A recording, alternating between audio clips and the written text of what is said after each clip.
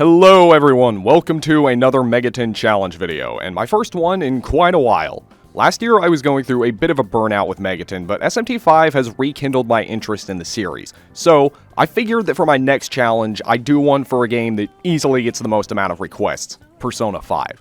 Most people want me to do Arsene-only, but that's already been done to death by a bunch of other people, so I figured that instead, I'd do something I'd normally do for mainline. Play without the Cathedral of Shadows, or in this case, the Velvet Room. This is originally going to be a no fusion run, but I've instead decided to outright ban the use of the Velvet Room services altogether. That means no execution, no compendium, no gallows, no electric chair, or anything like that. The only exception I'm going to be making is for the special battles, because those aren't really services, they're just challenges. Normally, I'd also ban the use of DLC, but I'm sure most people watching are going to want to see me take on Makoto and Yu, so I will be doing those, but I'm not going to be allowing the use of the rewards for them, and I'll get to the other DLC stuff later in the video. I also normally play on the highest difficulty, but in this case I won't be because, for whatever reason, someone at Atlas decided to make it so that on Merciless difficulty, weak, technical, and critical attacks do triple damage, so it's actually a lot easier than regular hard mode, and debatably any of the others too. But that's enough of the introductions. It is now time to get on with the challenge. But first, a word from our sponsor. Have you ever wanted to play a video game or watch a movie that wasn't available in your region? Have you ever wanted to access websites that are blocked in your region? Have you ever felt like it wasn't fair to pay outrageous prices for products because of the region you live in? Or have you ever worried about who or what might be looking at your online data? If any of these apply to you, I have a solution for you: NordVPN. NordVPN is a top-quality VPN service that supports Windows, iOS, Android OS, Mac OS, and Linux. It has over 5,200 servers in 60 countries and will protect you from things like DDoS attacks, malware-infested websites, and it will protect your browser traffic with no additional latency. I've been using NordVPN for over a year, and the service has been fast and efficient without any problems. During my semester abroad in South Korea, I was able to visit restricted websites and watch American streaming services without issue because of NordVPN. In the rare event that you do run into any problems, NordVPN has 24-hour customer support, and if that still isn't enough, your purchase comes with a 30-day money-back guarantee. If you sign up right now using the link down below in the description, you will receive an additional month of service for free, and an additional gift with the purchase of a 2-year plan. I want to give a big thank you to NordVPN for sponsoring this video, and now that that's out of the way, let's get back to the video.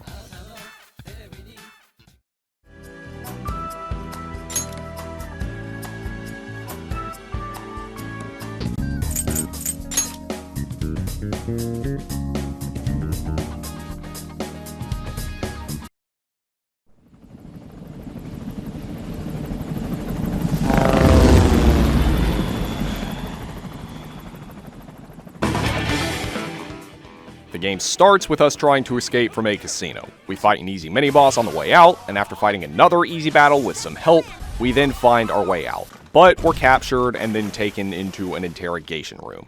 This is where we choose the difficulty. I choose hard, and then I'm forced to sign a written confession, which is also where I choose my name. I decide to name myself Gnarly Atsuta, after Yuzuru Atsuta from SMT5, mainly because his sister kinda looks like Joker, and so does he actually. But anyway, we start telling Sae, our interrogator, about our whole experience that led up to this point, which starts with us on the train to Tokyo. We get off, get a weird app on the phone, dismiss it as probably just bloatware, and then get off to meet our new guardian, Sojiro Sakura. He explains that he's going to be taking care of us until our probation is over, and then we get a flashback within a flashback that explains how we got into this situation. That is because one night on the way home, we ran into David Cross harassing some woman who we gently shove out of the way, but he falls down, blames us, and then charges us with assault. We then go to sleep, only to wake up in the Velvet Room and meet a mysterious long-nosed man named Igor and his 2 assistants, Justine and Caroline. Then, the next day, we go to register for our school, where we meet our homeroom teacher, Jonathan, and our principal, Jabba the Hutt. On the way to school the next day, we run into...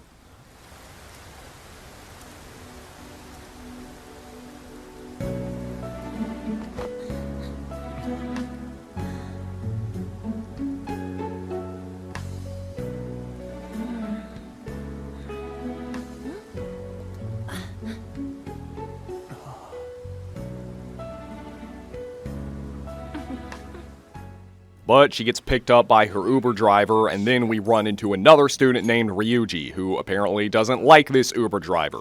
He then shows us a shortcut to the school, but it turns out the school was apparently renovated into a castle overnight.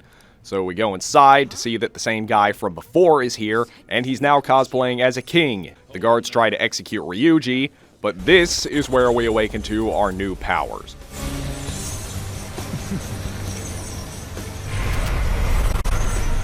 After fighting off the guards, we escape and then run into...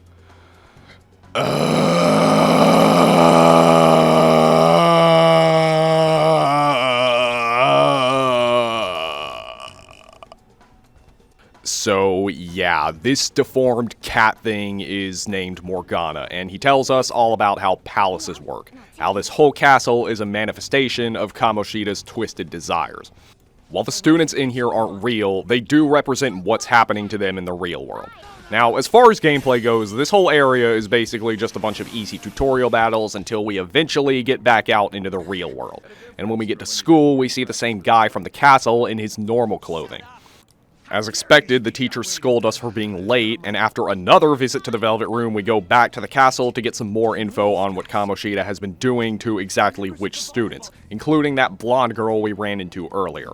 And before heading out, Ryuji awakens to his persona. We then start our first social link with Ryuji.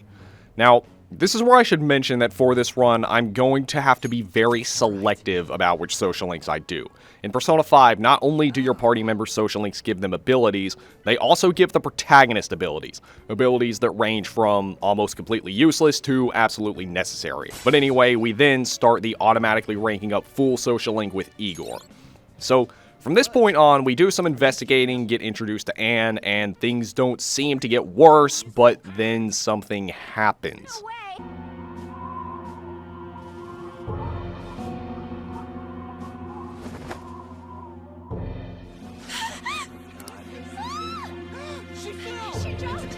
Yeah, as much as you're gonna hear me criticize the later parts of this game in this video, this game does have a great first arc, and one of the most powerful cutscenes in any JRPG. After that, we go to confront Kamoshida directly, and obviously he doesn't take too kindly to this, and tells us that we're all going to get expelled at the next board meeting, so we have until then to do something about it. Anyway, we go back to the palace again, Anne follows, we kick her out, and after the tutorial battle, where we learn how to recruit demons, the game finally starts loosening its grip on the player, and I'm actually able to go through the battles on my own, and with this new freedom, I recruit Pyro Jack. We go further in to find out how Anne got captured, and then she awakens to her persona, and then we fight an easy mini-boss. With her as our new party member, we head back out, start her social link, and Morgana follows us home, starting his social link and a whole bunch of headaches in the coming playtime. After being introduced to the airsoft and medicine shops, we go back to the palace where Igor teaches us about fusion. Normally, this would be fine, except for the fact that the Velvet Twins will not let us exit the Velvet Room until we fuse something. Yeah, this game forces you to fuse personas, even if you don't want to. No matter how many times I press the circle button, Caroline will not let me leave until I fuse something. Its power will be nothing unusual. My.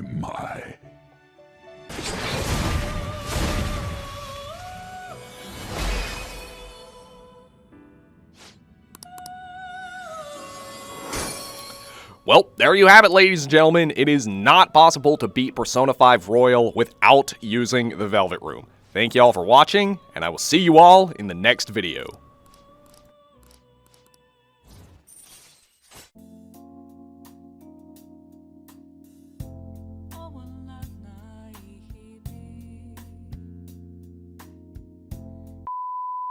Okay, even though it's technically not possible, that doesn't mean I'm going to give up here, or consider this whole challenge a failure. I'm just going to delete the persona that the game made me fuse and continue as I was. And speaking of exceptions, this is also where I would like to mention what I'm going to be doing for the DLC. I made it a rule in the beginning that I'm not allowed to use any of the DLC items or personas, but I am going to be allowing the use of DLC costumes, because these don't have any effect on gameplay, and I want to be able to change the battle music too. Now, with Persona 5 Royal, you can actually get the Legacy DLC bundle for free, which contains all the DLC for the original Persona 5, and I also have a few of the Royal DLC bundles that I got while on sale. Unfortunately, there is no way for me to get the costumes without getting the other DLC items, those being things like free money or skill cards.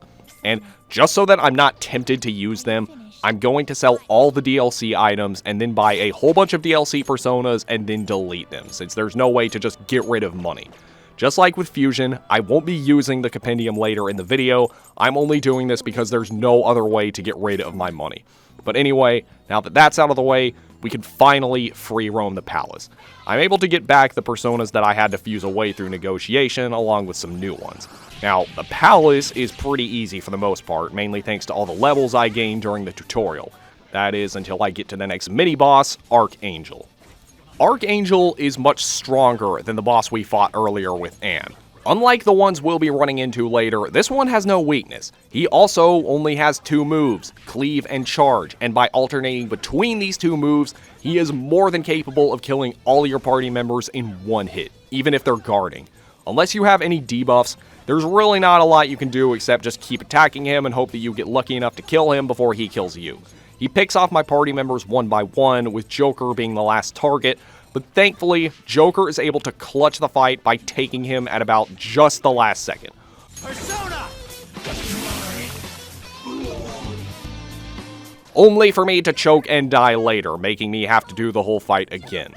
Well, after beating him the second time, I find the first Will Seed. Yeah, these are new treasures that were added in Royal, and there are 3 in every palace. You don't need them to beat the palaces, but I highly recommend them. Not only because you get a really good accessory for finding them all, but also because finding one restores some of your MP. And at this point in the game, with the limited number of MP restoratives we have, we are going to be relying on these a lot. But yeah, after about 15 minutes or so of exploring the palace, I find the other 2 Will Seeds, which gives me the Ring of Lust, allowing whoever has it equipped to use Diorama. Yeah, that's another new feature added in Royal. Some of the accessories in Royal allow you to use skills, making it possible for not only you, but also your party members to have access to skills they otherwise wouldn't. This is a feature I am definitely going to be relying on a lot due to the limitations of this challenge. After this, I have to do some puzzle solving, fight a couple of easy mini-bosses, and then it's a straight shot to the treasure room. This treasure is the root of the palace ruler's twisted desires, and stealing it will cause them to have a change of heart and destroy the palace. There are no treasures yet, though. Before it materializes, we have to send a calling card the day before. Most people choose to send it right away, but I want to do a little more prepping first. You might have noticed that sometimes you'll find weak pieces of armor that are listed as sooty or something. Yeah, well, you can take these to the laundromat, wash them, and more often than not, you'll get some pretty good armor pieces out of them. I especially recommend doing this for armor you get from strong enemies, because those will usually be better than anything you can get from the shops. But anyway, on the 20th of April, I send the calling card, and as expected, Kamoshida doesn't like this, causing the security level in the castle to go all the way up, and the treasure to materialize. We go into the palace, try to escape with the treasure, but Kamoshida tries to stop us, and now it's time to fight our first major boss battle.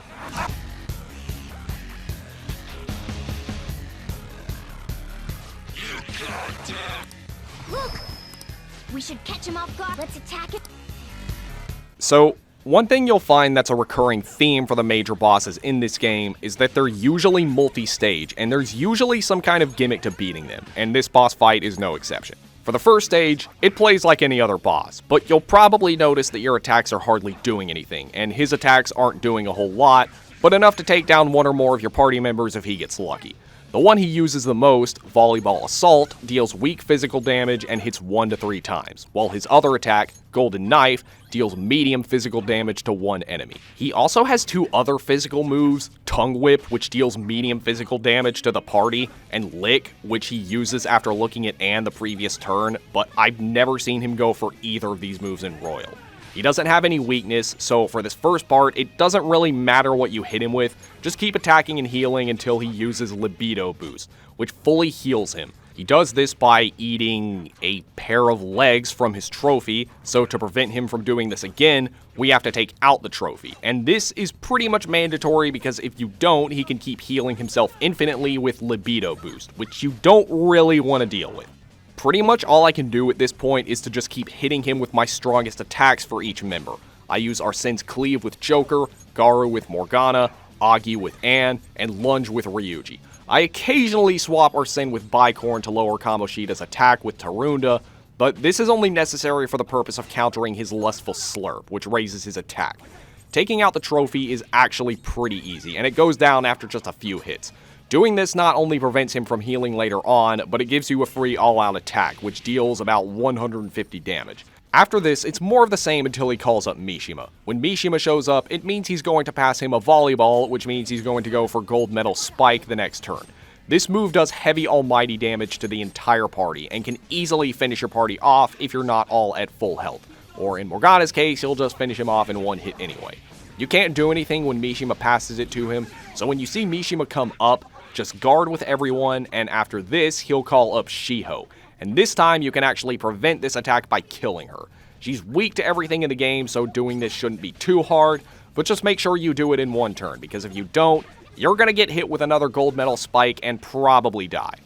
After this, you're given the option to send a party member to flank Kamoshida and knock the crown off of his head. This is actually optional, and some people opt not to do it because it leaves you with one less party member, but it's a fair trade if you ask me. Plus, it's a good way to squeeze some more use out of any party members that are low on MP, which might be happening right about now. I decide to send Morgana, and in order to make sure this works, you have to keep Kamoshida distracted by attacking. I'm not exactly sure what the required frequency or damage threshold or whatever is, but from experience, if you waste like 3 or 4 turns by not attacking, it won't work. That's exactly what happens the first time, but the second time, I make sure to just attack non-stop. A few turns later, Morgana knocks the crown off of Kamoshida's head. It's alright.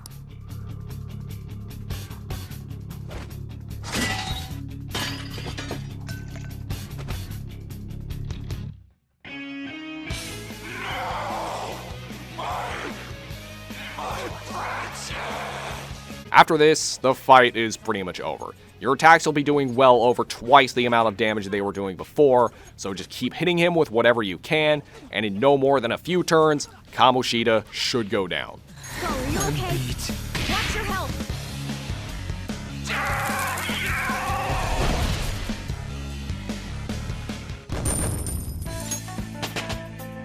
With this power.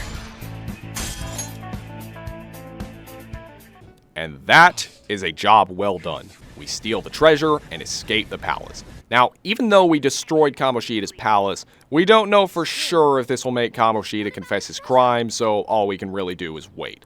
This is a good time to work on your social stats and social links. Unfortunately, you're going to be subject to a lot of Morgana telling you what to do, although thankfully in Royal, Morgana isn't as strict about making you go to bed early. You can still do stuff on nights you normally would have had to go to bed early in the original, but you still can't leave the house in most of these cases. I recommend hoarding up on books and making sure you always have a movie to watch just so that you have something to do on one of these nights. If you don't have anything else to do, I recommend working out in your room. Doing this increases Joker's max HP, and taking a protein beforehand gives you an extra point. If you keep doing this enough, you'll start to notice later on that Joker will have significantly higher HP than the rest of the party, and seeing as how in Persona 5 it's game over if Joker dies, I definitely recommend it. Speaking of things you can do in LeBlanc, I also start the Hyro social link with Sojiro and work on some more of my other social links and stats. One thing that's cool about Sojiro's social link is that with it you can not only make coffee that restores your MP, but doing this also gets you points towards Sojiro's social link. So if there's ever a night that you can't help him, or you're just trying to work on his social link but it won't level up, just make some coffee instead. And that's actually another thing that's going to be an issue with this challenge. You get more points toward ranking up social links by having a persona of that arcana with you. Normally, if I didn't have one, I'd just go get a low-level one from the compendium, but with the compendium banned, I can't do that. If I don't have a persona of that arcana with me, I'm just gonna have to take it slow. But anyway, the day of the board meeting comes, and as it turns out, Kamoshida confesses. Because our plan worked, it calls for celebration. We sell the medal that we got from the castle, and using that money, and buys us a real fancy dinner. But Ryuji gets sick from eating too much, and on the way back from the bathroom, we once again run into David Cross. Once we get down, Ryuji decides that he's gotten fed up with all the rotten adults in the world, and comes up with the idea of forming a vigilante group. Everyone agrees, and we name the group Bethel Japan, and agree to look for our next target. Mishima actually comes up with the idea of starting a website for the Phantom Thieves to help with just this, and we also start his social link. It's not long after when we get a new target on this fan site, which leads us to the Mementos. Morgana also reveals his Deus Ex Machina ability to turn into a van. I don't get it. But regardless, Mementos is where we're going to be fulfilling smaller requests that people post on the fan site, and the rewards for some of these requests are skill cards, so I'm definitely going to be making use of these. But anyway, the boss we have to fight here is Obarion, and it's probably the hardest mini-boss so far. Easily able to one-shot pretty much everyone without charging, and it picks off my party members one by one. For my next attempt, I make sure to lower its attack with Tarunda, and with that, it's pretty easy. I'm able to quickly take it down with Anne being the only casualty.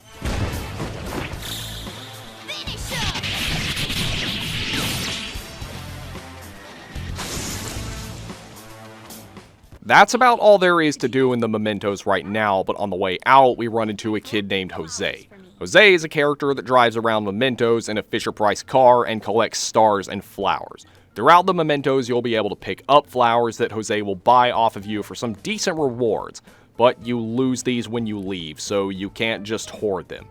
There will also be these star stamps that you can collect, which you can use to modify the Mementos for rewards like getting more EXP or money or items. I recommend just using them to increase the amount of EXP gained until you can't anymore, and then going for items and then money. After this, we're introduced to the school's new counselor, Dr. Takuto Maruki, and start his social link. And if you want to access the new post-game in Royal, you're gonna have to complete it.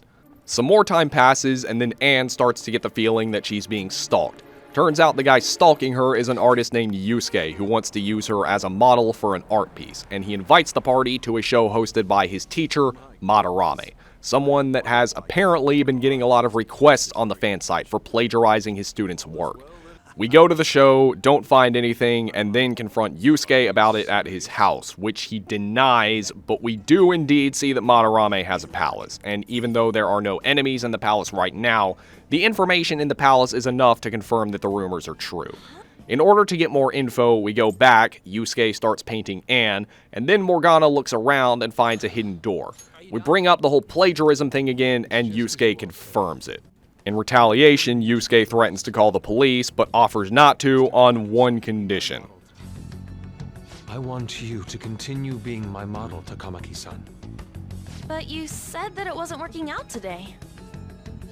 That's because I was unconsciously being modest for your sake. However, I have nothing to worry about anymore. If you're willing to bear everything to me, I will put my heart and soul into creating the best nude painting ever! Then some journalist with a Chie haircut shows up. I don't know who she is, but going by the sound of her voice, I can already tell she's probably not someone I'd want to be around. The next day, we run into the same guy from the Mementos who tells us that he wants us to change Madarame's heart.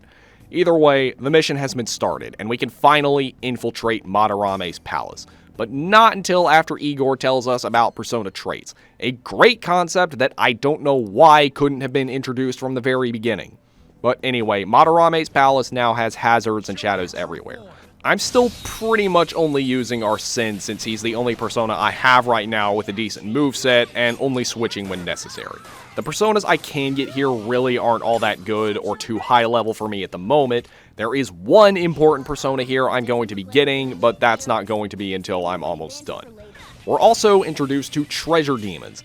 These are special personas that you can't use, but you can fuse them into other personas to rank them up and pass on important skills to them, or itemize them into valuable items or skill cards, though because of this challenge they're not actually going to be of that much use to me, so if I see any more, I'm just going to have to kill them. But anyway, the dungeon is mostly pretty simple. The enemies aren't hard, and neither are the puzzles. We get to what's not the end, but as far as the game will let us. Yeah, this is one of those dungeons in the game that can't be completed in one sitting. You get to a wall that will only open if the closet in Madarame's house is open. So Morgana comes up with a plan. and we'll keep Yusuke distracted while Morgana picks the lock, while Joker and Ryuji wait inside the palace and shut off the security system once they've made it through. So that's exactly what they do, and distracts Yusuke with several lines that can easily be taken out of context, not that the dialogue isn't already about as awkward as it can get. Let's go. I was just starting to get in the mood. Hey, Kitagawa-kun. Why don't we do it in here? I won't be embarrassed if we go somewhere nobody can find us. Only Sensei can go in there. Please. I want to be alone with you. Somewhere like quiet. You know, where we won't get interrupted. But either way, Madarame shows up and the plan works. Inside the palace, we have to fight an easy Nue mini-boss with just Joker and Ryuji. Normally, this battle would have been a lot harder because Ryuji isn't a healer and Joker doesn't have much in the way of healing personas, but I did give Ryuji the Crystal of Lust, letting him use Diorama, and with that, I am able to heal when needed and take down the Nue in just a few turns. Meanwhile, back in the real world, Yusuke notices copies of Sayuri in the locked room, and then it's revealed that Madarame was using it to make and sell copies of the painting, passing it as his own work. Joker and Ryuji then disable the security system, and then Yusuke and Anne fall into the palace, where shortly after we're confronted by Madarame's shadow, Yusuke learns the truth and awakens to his persona. And this battle does not go well. It's against 4 Kopa Tengus and an Ippon Datara that can easily kill everyone in one hit, and that's exactly what it does. Normally, this wouldn't be such an issue, but this Ippon Datara has no weakness. The second attempt, I managed to get a lucky critical early on and get an all-out attack, and it goes down. Yusuke then agrees to join the Phantom Thieves, and the next day, we can go back to the palace and finally finish the rest of it. Now, before I can get the 3rd will seed, I have to fight a mini-boss, Arahabaki. Probably the hardest one so far, mainly because Arahabaki repels both physical and gun attacks. Not only that, he has a crap ton of HP and hits like a freight train. He has 3 moves, Flash Bomb, Brain Jack, and Masayo. Flash Bomb can easily wipe out the entire party without his attack being lowered, while Brain Jack can not only make my teammates attack one another, it can also make them heal the boss. Masayo isn't that strong on its own, but with the bonus technical damage it does from brain-jacked enemies, it can also kill the entire party. It does have a weakness to Fray, which nobody in my party has, so I have to leave the area, capture a Shisa, and then come back. It's also weak against wind, but I can't really rely on that because I need Morgana to heal. The only way to beat this boss is to inflict it with sleep or some other ailment, knock it down, all-out attack, heal, and hope you can keep repeating this before he kills you. This fight takes me several tries, and I even have to resort to using valuable items like a bead chain and MP restoratives on my final attempt. But eventually, I do take him down.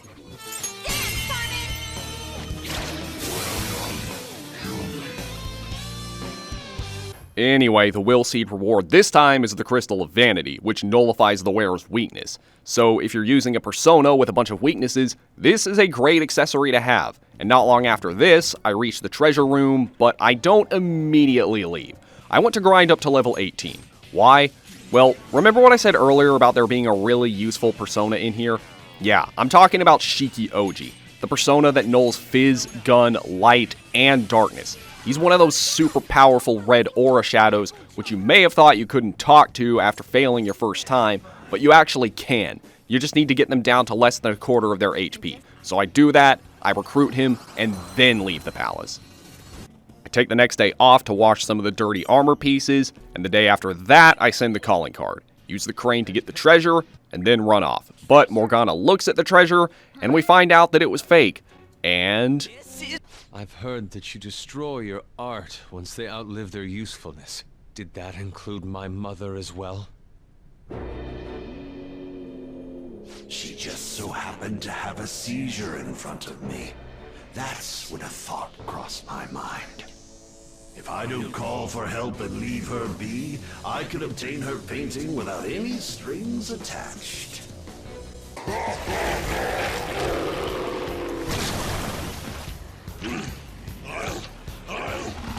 I'll paint all over you! now we fight.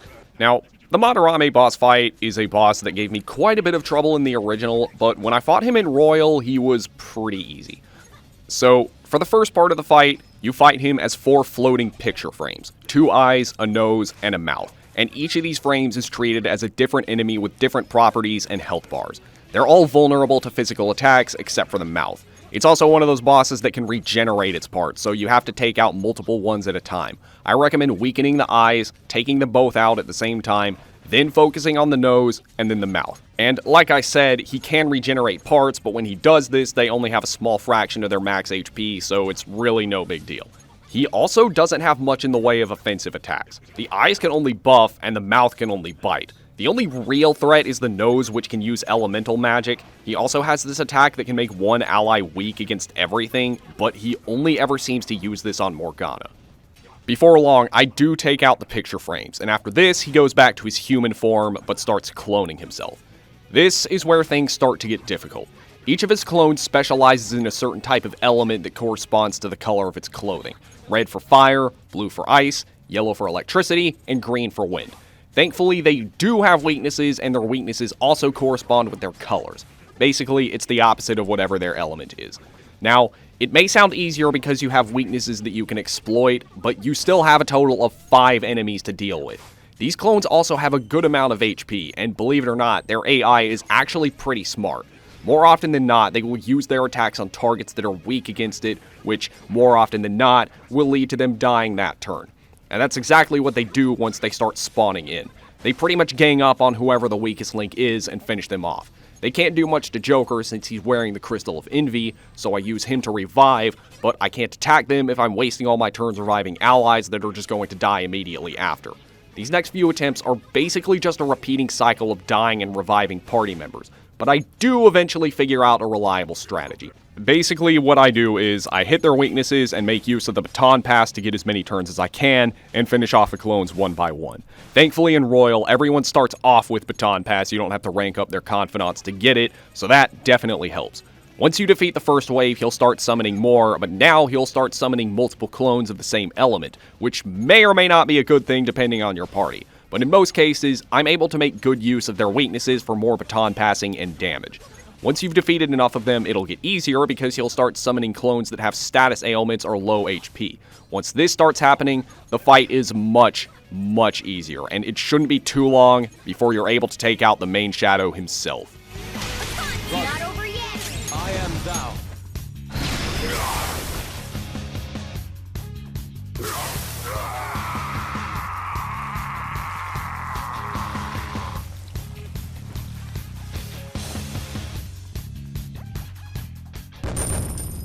So, we get the treasure, and once again, all we can do is await the change of heart, which means more time to work on social links. I decide to mostly focus on Anne's and also Maruki's because I need to complete his if I want to be able to do the new epilogue that was added in Royal.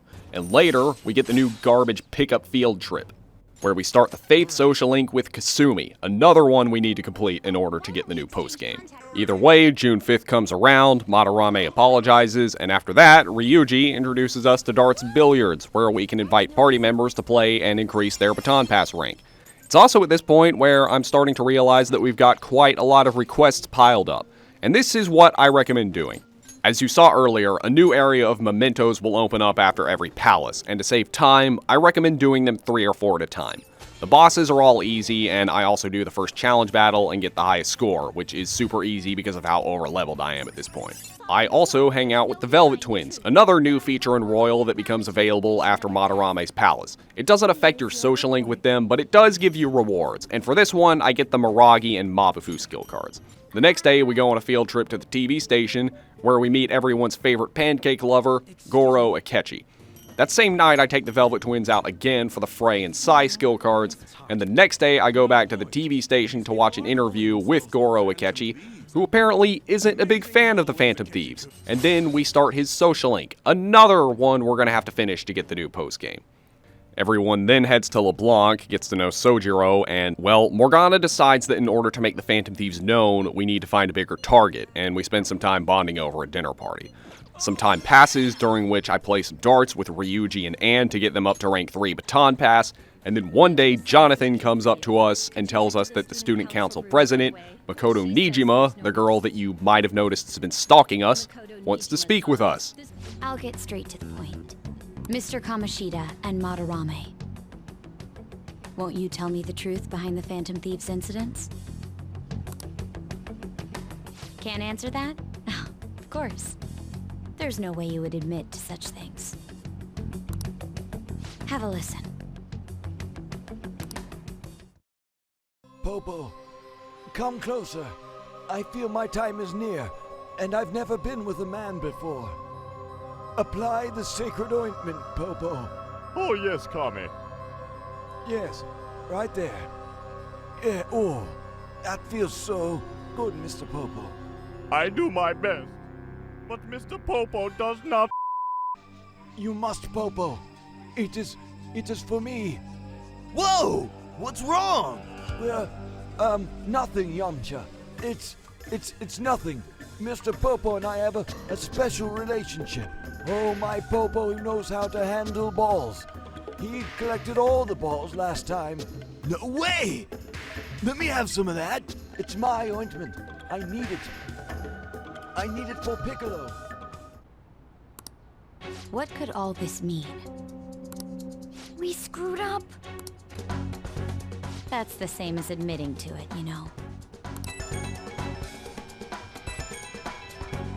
Go ahead.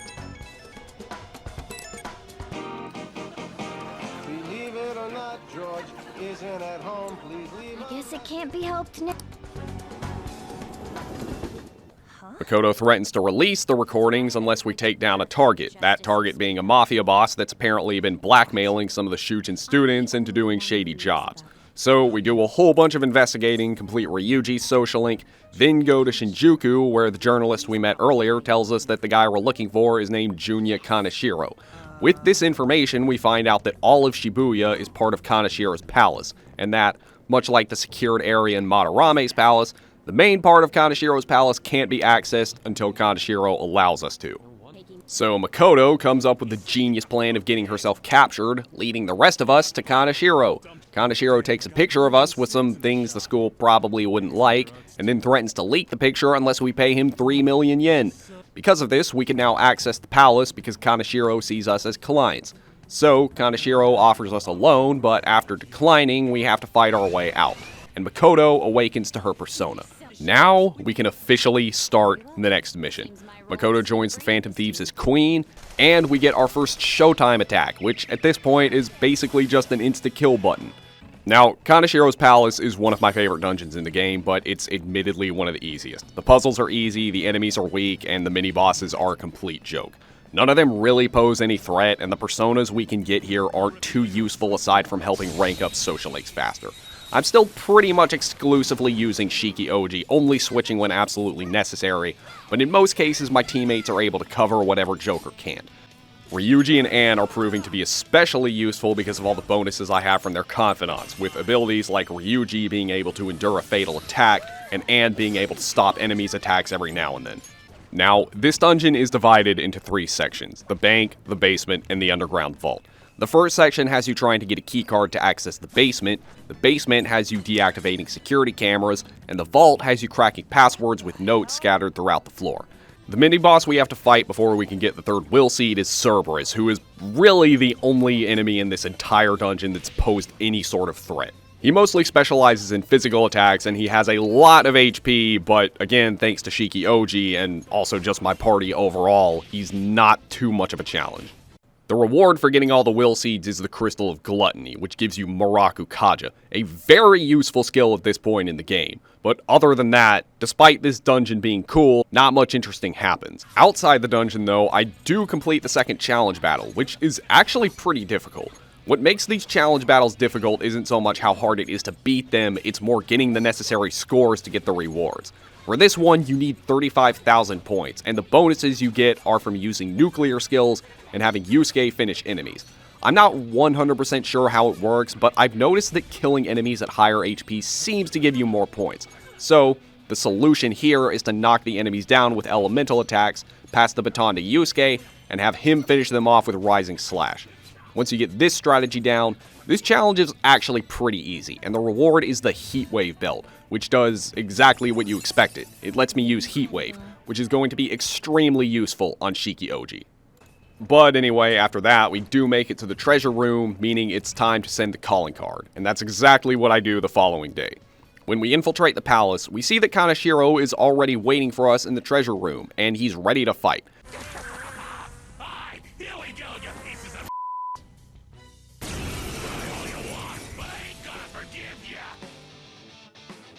As you probably expect, Kaneshiro is another multi-stage boss. The first one, you fight him inside his robot, Piggytron. Now, despite its size and intimidating look, Piggytron isn't actually that strong and specializes in physical attacks. Out of all his moves, the only ones that really pose any threat are Missile Party and Fear Gas. Missile Party deals fire damage, which Yusuke is weak to, but it seems to have a low chance to hit, and it doesn't do that much damage. Fear Gas, as you'd probably expect, inflicts fear to the entire party, and has a pretty decent chance to hit, but out of all the status ailments in this game, fear is one of the less problematic ones. But anyway, the strategy here is pretty straightforward. Attack with Joker, debuff with Anne, attack some more with Yusuke, and heal with Morgana. And this strategy seems to work pretty well. Once you get far enough into the fight, Kaneshiro will get out of Piggytron and start rolling it. If you've learned anything from the Kamoshida fight, you should know that whenever a boss usually stops attacking, it's a sign that you're about to get hit with a strong attack. So the best thing to do here is guard. As expected, the next turn he rolls into everyone, but it still doesn't deal a huge amount of damage to him. A few turns later and he'll do this again, though this time you can distract him by throwing down an item. If it's something valuable, he stops what he's doing to get it. I throw down a bead and it works, meaning I get a bunch of free hits. Once you defeat Piggytron, Kaneshiro will come out and will summon two minions. The one on the left, which focuses on physical attacks, and the one on the right with two riot shields that will shield Kaneshiro from any attacks that you hit him with. And Kaneshiro himself will usually use Lullaby and follow it up with Snap, which, again, isn't very powerful. And if he uses this on Joker, it won't affect him at all. Now, you can go about this one of two ways. You can either concentrate on defeating the minions first, or you can put the shielder to sleep and focus on Kaneshiro.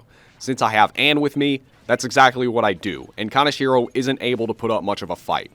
In classic Megaton AI fashion, Kaneshiro and his two minions can't seem to figure out that attacking an enemy that nulls physical attacks with physical attacks isn't a good idea, and Joker seems to be their favorite target. Like I said, the best thing to do for this part of the fight is to just keep putting the shielder to sleep and attacking Kaneshiro with magic. And once he starts getting low, he'll go for Make It Rain, which hits a bunch of times, but not enough to kill. And after using this a couple of times, he realizes that he's out of cash. And because he's out of cash, he can't pay his minions, so they leave. And after this, the fight is a complete joke. Kaneshiro can still attack, but like I said, he's not strong at all and goes down after just a few more turns. I can't. Oh, I know.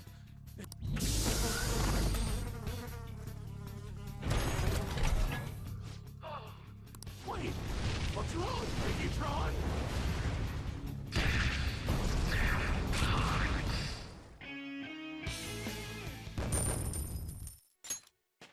So we give him the usual speech. He tells us that we can use palaces to make money, and we say we don't care about the money, though I don't really think Morgana agrees.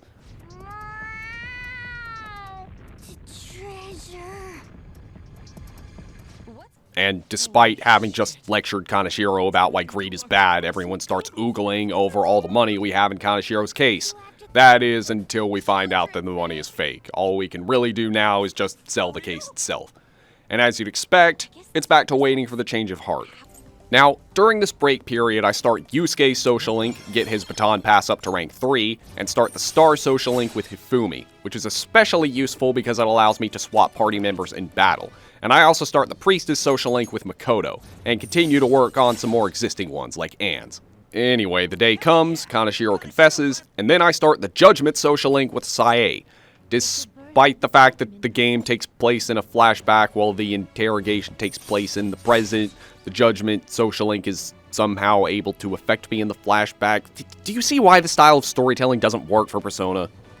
But anyway, everyone comes down to LeBlanc to study, and not long after, we get a text from an anonymous user named Alibaba, who knows that we're the Phantom Thieves and threatens to leak the information unless we steal the heart of their desired target. And that target's name? Futaba Sakura. Sojiro apparently knows who she is, but won't tell us anything about her, and then Alibaba calls off the deal, but this only makes things even more suspicious. So, we believe that Futaba lives with Sojiro, so we come up with a plan to sneak into his house, where we find out that Futaba blames herself for her mother's death and has since become a shut-in. So, Morgana sneaks into a room to get some more information. The next day, we find a way to get into the palace, which turns out to be a pyramid in the middle of a giant desert. So we go in, find Futaba's shadow, get kicked out, then go back, and the mission starts. Now, before we can go into the palace, I do want to get some things out of the way. First, I max out my social link with Anne, get Mishima up to rank 7 to boost my experience points, and then I infiltrate Futaba's palace. After going into town to get a stolen item from some bandit, we're allowed to enter the pyramid. The enemies inside here are actually pretty strong, mainly Thoth and Anubis. Anubis is especially difficult, and he's actually even harder than most of the mini-bosses. That is, until you realize that as long as Joker has Shiki-Ouji equipped, Anubis can't put a scratch on him. This is also where it starts to become more apparent that all-out attack isn't going to do enough to defeat the enemies in most cases. So what I do instead is I start baton passing to Yusuke and having him finish the enemies off with Rising Slash. Other than that, this is a really cool dungeon, and the puzzles are actually a lot of fun. I also especially like the music. But anyway, we eventually make it to a roadblock, and the only way to get in is to have Futaba let us in so that we can send the calling card.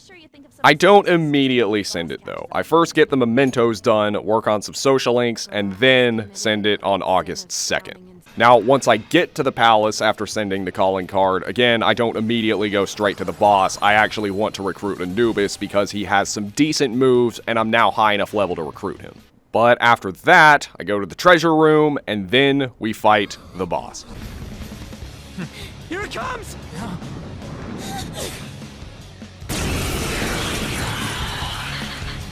So, the boss that we fight in Futaba's palace isn't actually Futaba herself, it's her mom, which takes the form of a giant sphinx, and it's probably the easiest major boss in the entire game, mainly because this boss is defeated almost solely by gimmicks. For the first part, because this thing is flying around really far away from the battlefield, she's immune to physical attacks, and the attacks that we are able to hit her with aren't doing much anyway. There's really not much that can be done at this stage of the fight. She has a few attacks, both physical and magical, and some of them have a chance to cause ailments, but they're pretty weak, and the odds of them inflicting ailments are pretty low. Eventually, she'll fly really high up in the sky, making her completely unhittable, and you should know by now that something like this is a sign that there's a powerful attack incoming. A couple turns later, she'll dive down, dealing a whole bunch of damage to the party. Then, after a cutscene, Futaba will awaken to her persona, and the second phase of the fight can begin.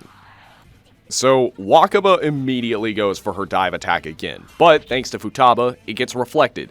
After that, Futaba spawns in a ballista, because she can apparently do that now. And here, you can send one of your party members to operate it to shoot Wakaba down. I send Ryuji, and Wakaba tries to attack again, but this attack is also reflected.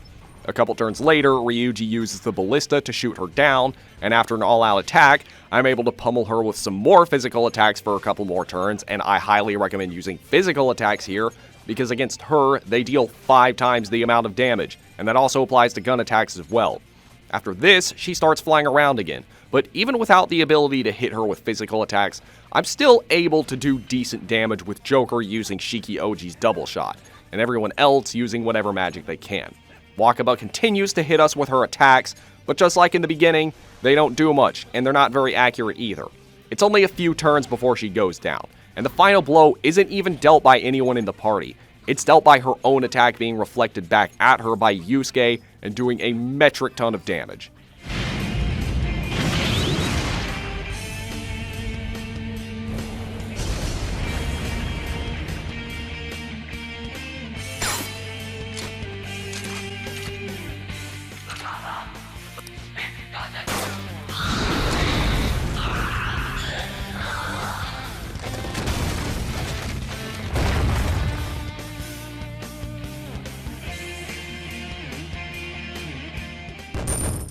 So, we escape the palace, and now all we can do is wait for Futaba to recover, which means it's back to working on social links and social stats again. In addition to working on social stats, I get some more skill cards from the twins, max out Kasumi's social link, or at least max it out for the moment because it only has 5 ranks. But other than that, I work some more on Yusuke's and Makoto's social links, and start the Sun social link with Yoshida.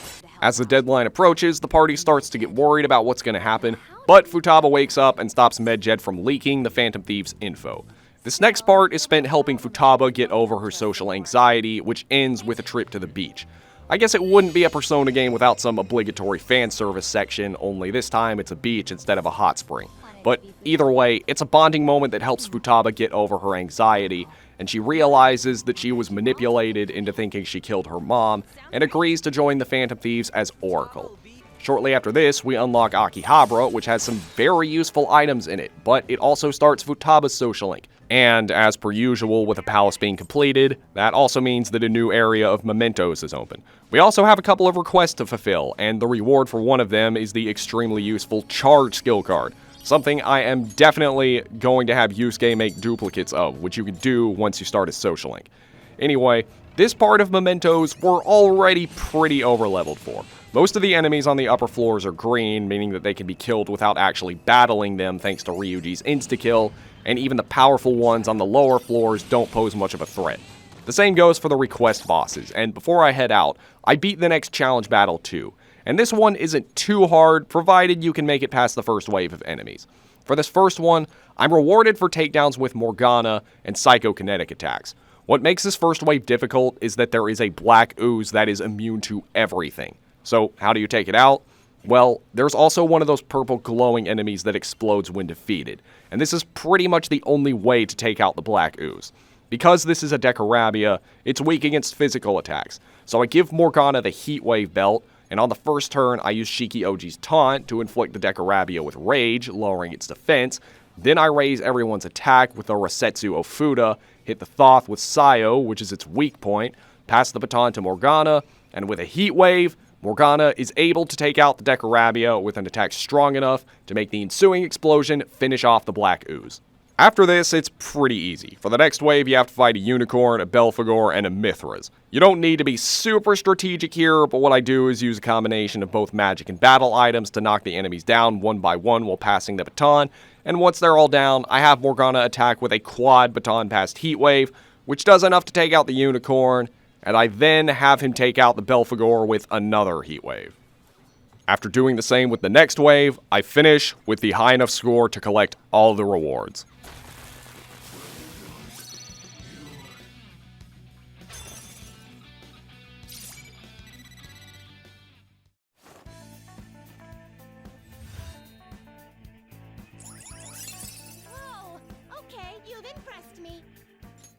So that's about it for Mementos. Now it's time to get some more info on our next target, which we do by having Makoto plant a virus on Sae's computer. Speaking of computers, there's also a broken laptop that you can get from the secondhand shop outside LeBlanc. In Akihabara, you can buy a computer repair kit, which allows you to use the laptop to purchase special items off the deep web, sold by a mysterious man wearing sunglasses. If only he wasn't wearing sunglasses, then I'd easily be able to figure out who he is. I max out my proficiency, and then it's time to head off to Hawaii for a field trip. This trip doesn't really have much purpose to the main plot, but as a filler segment, it's pretty cool, and correct me if I'm wrong, but I think this is the first time a Persona game has taken the player to a real-life location outside Japan. On the last day, you can go on a date with one of your female confidants, or join Ryuji. I decide to spend it with Hifumi. Meanwhile, back in Japan, Dr. Maruki talks to Futaba, and Principal Chaba has a mental shutdown. Once we get home, we start to see that the Phantom Thieves are gaining popularity. One day, everyone starts arguing over the purpose of the Phantom Thieves, which leads to Morgana getting mad and announcing that he's leaving. Yes! Yes! During this time, Morgana goes alone into a new palace and tries to take on the Shadows himself, not realizing that he's quite literally the weakest link on our team. Oh, and for these next few days, you can't do anything. This game literally will not let you leave the house unless Morgana is with you. So, because we, and by we, I mean everyone except for myself, wants Morgana back, we try to find the palace that Morgana went to. Because of how many requests Okumura has gotten on the fan site, we decide to try that, and it turns out he does indeed have a palace. Oh hey, is that Akechi? So we go in and we see that Morgana has teamed up with another Persona user. We then follow them into the Mementos, but they escape. Oh, I wonder who this is. Well, we drive him off, and everyone reconciles, and Morgana comes back. You know, this would be really touching and heartwarming if this whole section wasn't completely pointless! Anyway, the girl we ran into with the very large forehead is Haru Okumura, the daughter of the palace's ruler. He's apparently a total slave driver to his employees, and Haru wants to change his heart, so she agrees to join us, and we decide to make him our next target. I can also go into the new palace, but I don't want to immediately. Now that I have my knowledge maxed, I want to continue Hifumi social link, but it turns out her mother is going to force her to lose as a publicity stunt, which means we have to go to Mementos to change her heart, and now that I have 3 Mementos requests, I decide to go in. The first request is against a legion. I don't even realize that I only have 3 party members active when I fight it, but it's still pretty easy. The second boss is a guy who's been cheating in the arcade, and for this one, you actually cannot defeat him. Your attacks will always miss. You have to find another way to beat him and come back later, which I will be doing. The last one is Hifumi's mom, which is a Lilin, and it's definitely the hardest. This thing resists almost all magic in the game, and it has a ton of magic power, along with a decent array of magic moves, like Aegon, Life Leech, Morgana, and Mabufula. An Aegon from this thing can easily kill my party members in one hit, and that's exactly what it does to both Makoto and Yusuke.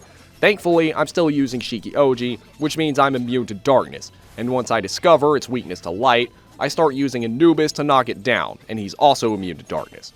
About halfway in, I pretty much give up on trying to revive Makoto and Yusuke, and I just take her on with Joker and Anne. I'm able to scrape my way by spamming Makoto with Joker while healing with Anne. I keep doing this until she gets low enough, and at the end of the fight, I'm able to finish her off with a lucky Showtime attack. Let's go! It's times like these when we need to take revenge. Follow my lead! For you, Panther! How sweet! It's just what I needed! How's that? Ha! Get a load of this! Perfect!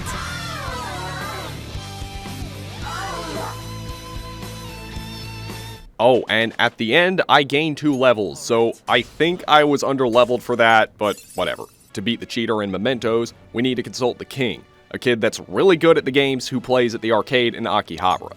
He teaches us how to trick shoot, allowing us to take down enemies with a full clip once per infiltration. I then max out Mishima's social link, max out Yusuke's social link, and with that, I think I've done enough preparing. So I go back to the palace, and not long after entering, Haru awakens to her persona, and you have to fight her fiancé as a boss, which is pretty easy. The robots can heal him, but once you take them out, he's pretty helpless. Now, this is an interesting dungeon, and honestly another one of my favorites. It's got this retro-futuristic ray-punk style, and the main villain looks like an emo Buzz Lightyear. There are also some pretty good personas you can get here, like Arahabaki, Dekarabia, and the red aura one, Yuramakala. If you run into a Yuramakala, he can easily be defeated by Hama-on, and if you have this move, I highly recommend taking him on, because defeating him will give you a lot of experience. And once I'm high enough level, I also weaken him and recruit him. His superior stats, along with his ability to reflect physical and gun moves, will make him a great replacement for Shiki-Ouji. This is also one of the shorter palaces, and before too long, I make it to the treasure. Before sending the calling card, I get Haru's baton pass up to rank 3, and on the 30th of the month, I send the card. So once we get to the palace, we realize that Okumura is planning to ascend to the world of politics, which for the palace means that he's about to take off in his ship.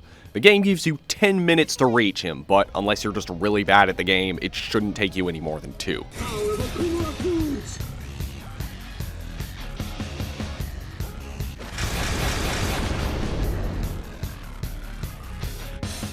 So, Okumura is commonly considered to be a huge difficulty spike and one of the most unfair bosses in the entire game. I've never had a problem with him, but that's mainly because by this point I already had some extremely high level personas with some of the strongest attacks in the game, and I was able to beat him with ease. But that's not the case here due to this challenge. You also have a limit of 30 real-time minutes to defeat this boss, but that's never been an issue for me. So, for this fight, you don't actually spend the majority of it fighting Okumura himself. He instead summons waves of enemies that fight for him. For whatever reason, you can't all-out attack any of them, so you'll just have to rely on the power of your party members. Okumura will also designate party members for his minions to target, which could be good or bad depending on which minions he has out at the time. He'll also occasionally use buffs on his minions, debuffs on the party, or inflict ailments. What makes this fight difficult is that you only have a certain number of turns to take these guys out. After a few turns, he'll use Sacrifice Order on one of his minions, which, if you don't take it out before its next move, it'll blow up and deal a whole lot of damage to the party. But anyway, for the first wave, you fight a bunch of little blue robots. They're weak against fire, and they go down very easily with a Moragion from Anne. The second, you fight the little yellow ones, which are weak against Ice and Psy, and again, aren't hard to defeat if you have Haru with you. After this, he'll send in the tall red robots, and this is where things start to get a little difficult. These guys have a little more HP and are weak against electricity and nuclear moves, so I recommend having Makoto or Ryuji with you. Once you're done with them, he'll send in the tall blue ones. They're weak to wind and bless, and have a lot more HP than the previous guys, and I don't have any decent personas with wind or bless attacks. All I have is a few battle items and the Garu that Haru has thanks to her breeze ring. I tried to take them out, but another thing I forgot to mention earlier is that if you take too many turns to beat the robots, they'll run away, and Okumura will summon replacements at full health. So, on top of having to deal with the time limit, the constantly changing weaknesses, and the self-destructing enemies, you also have to make sure you beat the enemies quickly. The way to beat these tankier enemies is to knock them down one at a time by hitting their weaknesses, passing the baton, and doing this as many times as you can before you pass it on to the final party member, and hopefully deal enough damage to finish them off. Once I'm done with the blue enemies, he'll send in the big green ones, which are by far the worst. They're weak to Psy and Curse, so I just do the same thing I did for the last one, and they should go down after a couple of rounds of baton passing, with Haru finishing them off. The last robot he summons is this big black one, and he only summons one of them. This is the only part of the fight that feels like a traditional boss battle, and this thing also has no weakness, but it is still vulnerable to critical hits. I can't rely on critical hits, but whenever I am lucky enough to land one, I always pass the baton to Yusuke and hit him with a Rising Slash, which always deals a great amount of damage. This boss, overall, is not hard at all, and he won't use Sacrifice Order on it, and you don't have to worry about it running away either. However, he does have one very strong move, Big Bang Challenge. This may seem just like a normal charging move, since it has the same animation, but this move is much worse. And I know to guard with my party when he charges up for the Big Bang Challenge. It also does help to keep the party's defense up and his attack down as well. Before long, I do take him down. But even once this robot is defeated, the fight isn't over. Okumura realizes that he has no more minions to summon, so he sends out the cognitive Haru to fight. This thing also has a lot of HP, and chances are you won't be able to defeat it before he uses Sacrifice Order on it, but this doesn't do a whole lot of damage, and he doesn't summon any replacements. After this, he'll try to take on the party himself, but he will always go down in just one hit. So hit him with pretty much anything, and the fight is over. You're mine.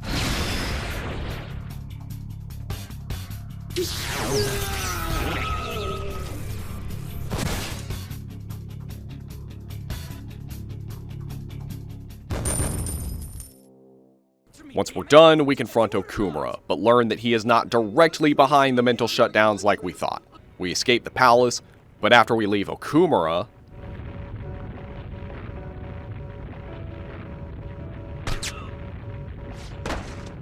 my utopia.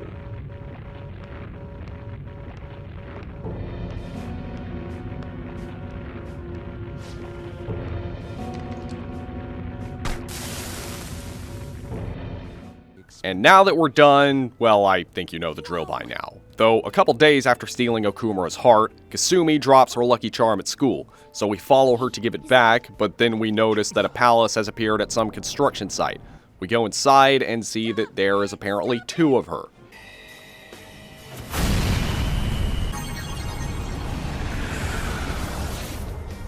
Look at that!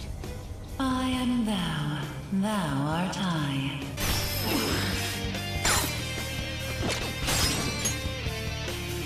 Please! Here goes. Persona! There!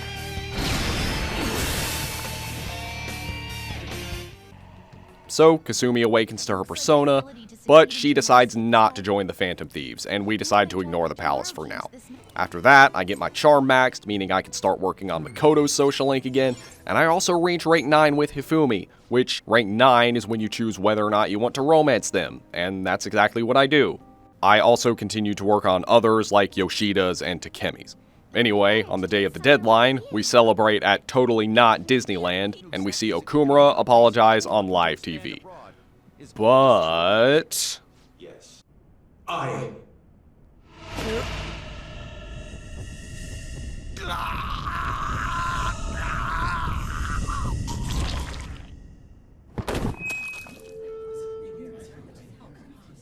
Okumura-san?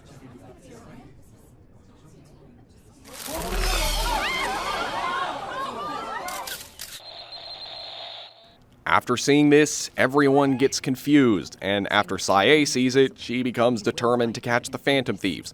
This is also when people start doubting the Phantom Thieves, because they think we're responsible for Okumura's death, and the approval rating starts rapidly declining. As far as gameplay goes, there's not a whole lot to do. I do get my kindness maxed out, and max out my social links with both Hifumi and Makoto. Eventually, the school festival comes, Akechi makes a speech at the festival, and he apparently knows the identity of the Phantom Thieves. Before announcing this though, we have a private talk with him, and he reveals that he has photographic evidence that proves we're the Phantom Thieves. He also reveals that he has the same power we do, and he apparently knows about the guy that really killed Okumura and is behind the mental shutdowns. Akechi offers to help us so that we can clear our name, and suggests taking down the palace of Sae Nijima to stop her investigation. If we accept, he'll destroy the photo evidence, but requires that we put an end to the Phantom Thieves. We don't make the decision just yet, but it doesn't really look like we have much of a choice. Well, that's not important. It's time to party!